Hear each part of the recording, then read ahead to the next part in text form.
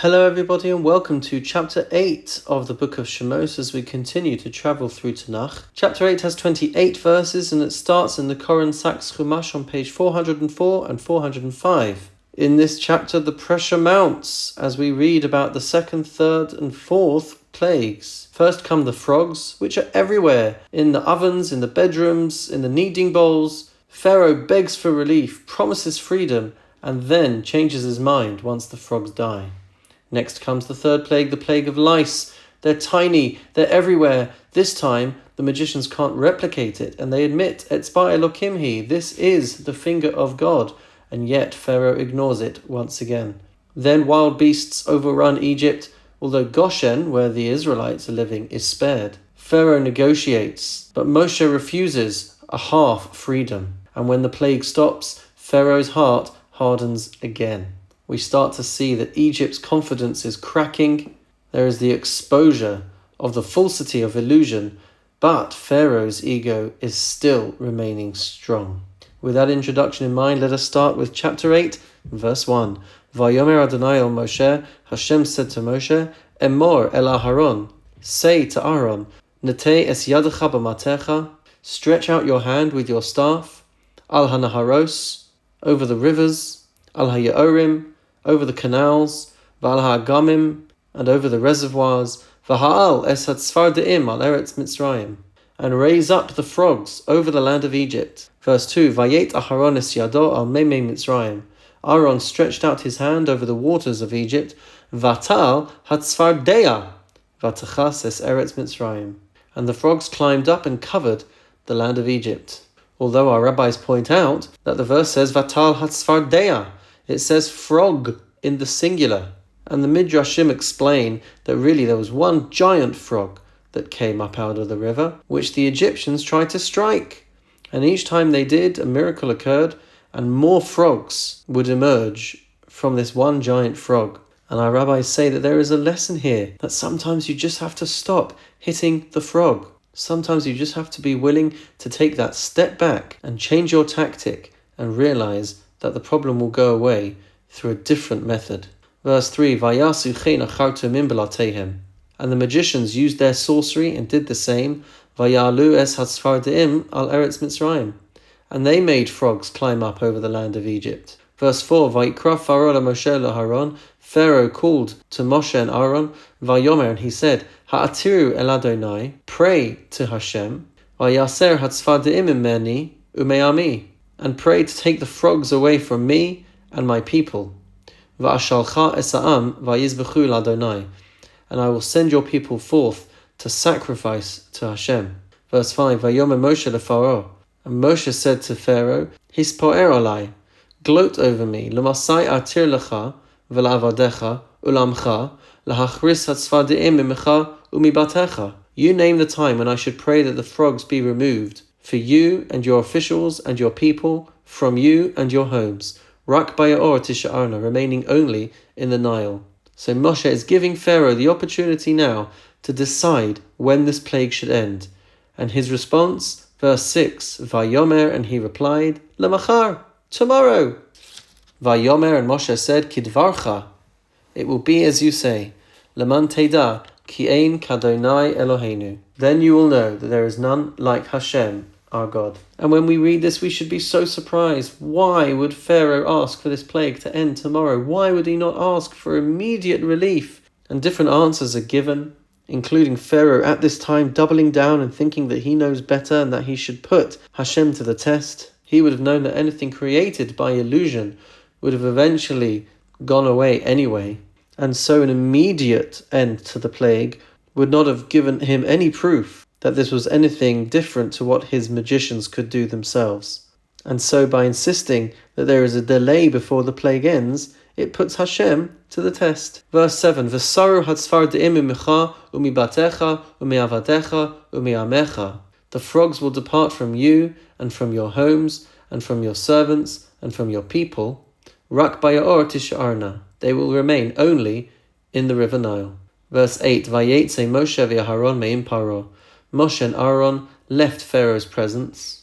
Vayitzak Moshe el Adonai, and Moshe cried out to Hashem, Al devar hatzfardeim asher sam leFaro, about the frogs that he had brought upon Pharaoh. Verse 9, Vayas Adonai kidva Moshe, Hashem did as Moshe said, Vayamusu hatzfardaim, and the frogs died, min habatim from the houses, min hachatzeros from the courtyards, umin hasados and from the fields. Verse 10, Vayitzberu osam chamarim chamarim, they gathered them up into heaping piles, Vativash haaretz, and the whole land stank. Verse 11, Vaya Paro, Pharaoh saw, ki haisa haravacha, that relief had come, v'hachbedes libo, and he hardened his heart, v'lo shama aleihem, and would not listen to them, kasher diber Adonai, just as Hashem had predicted. Verse 12, Vayomer Adonai el Moshe, Hashem said to Moshe, Emo el Aharon, say to Aharon, Neteis matcha, extend your staff, v'hach es afar haaretz, and strike the dust of the land, v'hayalachinim b'chol eretz Mitzrayim, and it shall become lice throughout the land of Egypt. Verse 13, Vayasu chen, they did just that, Vayet Aharon es yado b'matehu, and Aaron extended the hand that held his staff, Vayach es afar haaretz, and struck the dust of the earth, Vatihi hakinam ba'adam v'abahema, and suddenly there were lice on the people and on the animals. Kol afar haaretz hayachinim chol eretz Mitzrayim. The dust of the earth was turned to lice all across Egypt. And our rabbis point out that it is Aaron who has struck the dust. It is Aaron who has struck the river for the first 2 plagues. And they explain that this is because the river and the dust had saved Moshe's life previously. As a baby, he was saved by being able to float in the river Nile. And the dust had protected him when he killed the Egyptian taskmaster and hidden him under the ground. And so because of his gratitude to these inanimate objects, he refused to strike them himself to be able to activate the plagues. And so instead that role fell to Aaron to do. And there's a message there that if he shows gratitude to these things, then how much more so should we be showing gratitude for all of the many people that we encounter who do nice things for us. Whether those are people that we know well, like family members or friends, or whether it's people that we just encounter from time to time, like people in the shops. Our gratitude should extend to all of them. Verse 14, Vayasu chen hachartumim blatehem. The magicians tried to do the same with their sorcery, lahotzi sakinim, to produce the lice, v'lo yacholu, but they could not. Vatihi hakinam ba'adam v'habema. Meanwhile, the lice still infested people and animals alike. Verse 15, Vayomaru achartumim el paro. And the magicians said to Pharaoh, Etzba Elohimhi, this is the finger of God. Vaychezak leiv paro, but Pharaoh's heart hardened, v'lo shama aleihem, and he did not listen to them. Kasher diber Adonai, just like Hashem had predicted. And the rabbis explain that lice is just too small of a creature to be able to create with magic and with sorcery.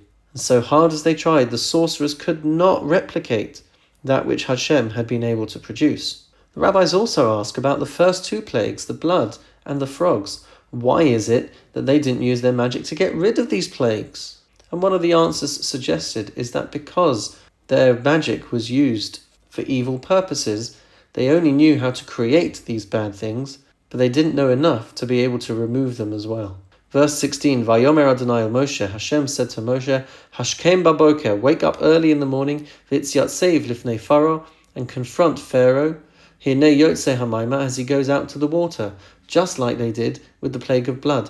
Va'amarta elav, and say to him, Ko amar Adonai, this is what Hashem says, Shalach ami v'yavduni, send my people out so that they may serve me.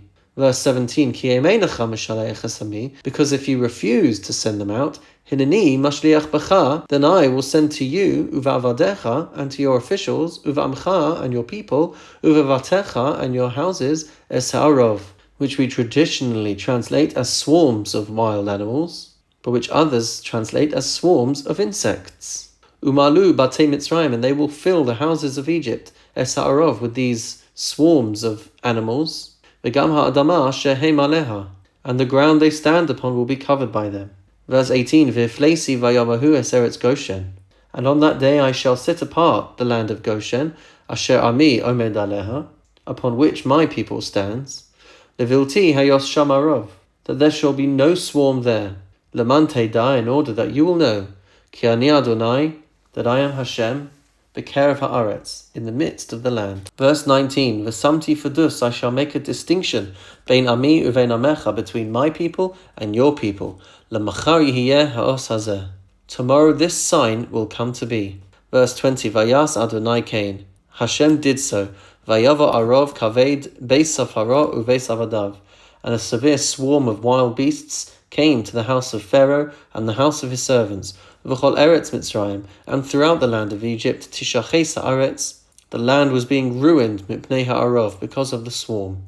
Verse 21, Vayikra Pharaoh el Moshe la'Aharon, and Pharaoh called for Moshe and Aaron, Vayomer, and he said, L'chu zivchu le'Eloheihem, L'chu zivchu le'Eloheichem ba'aretz. Go and sacrifice to your God here in the land. Verse 22, Vayomer Moshe, and Moshe said, Lo nachon lasos kein, it would not be correct for us to do this. Ki toavas Mitzrayim nizbach l'Adonai Eloheinu, for it is an abomination to the Egyptians to do our sacrifices to Hashem our God. Hein nizbach es toavas Mitzrayim le'neihem v'lo yiskelunu. If we were to slaughter the deity of Egypt in their sight, will they not stone us? Verse 23, Derech shloshes yamim neilech b'midbar. We will go on a 3-day journey into the midbar, into the wilderness. V'zovachnu l'Adonai Eloheinu ka'asher yomah eleinu. And bring offerings to Hashem our God, as he will instruct us. Verse 24, Vayomer Paro, and Paro said, Anochi ashalach eschem. I will send you. Uzvachtem l'Adonai Eloheichem b'midbar. And you shall sacrifice to Hashem your God in the wilderness. Rak harchek lo sarchiku laleches ha'atiru ba'adi. Just do not go far away. Pray for me. And our rabbis point out that Pharaoh in this instance only asks for Moshe to pray for himself. He is seemingly oblivious to the fact that his nation needs to be prayed for as well. Verse 25, Vayomer Moshe, and Moshe said, Hinei anochi yotzei me'imach. I am going to leave you, v'hatarti el Adonai, and I will pray to Hashem. V'sar he'arov miparo, me'avadav, u'me'amo machar. And the swarm will depart from Pharaoh, from his servants, and from his people tomorrow. Rak al Yosef paro. But let Pharaoh no more deceive us. Haser levilti, shalach esa'am nizbach l'Adonai.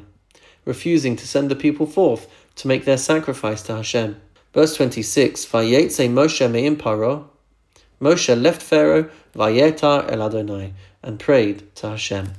Verse 27, Vayas Adonai kidva Moshe, and Hashem did what Moshe asked. Vayasa he'arav miparo me'avadav me'amo. He removed the swarm of wild beasts from Pharaoh, and from his servants, and from his people. Lo nishar echad, not one remained.